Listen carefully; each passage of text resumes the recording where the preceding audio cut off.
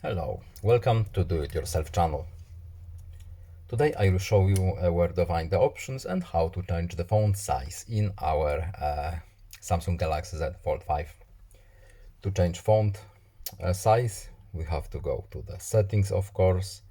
Then we're looking for display options here. And on the right, here it is, font size and style.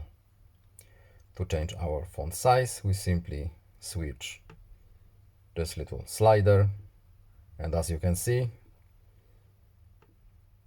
in real time our font is changing its size. We can just back out from this menu and the font will remain as it is. And that's all. Let's leave it as it was. So I hope this video was helpful to you. Please leave a like and subscribe. Have a nice day and see you in the next video. Goodbye.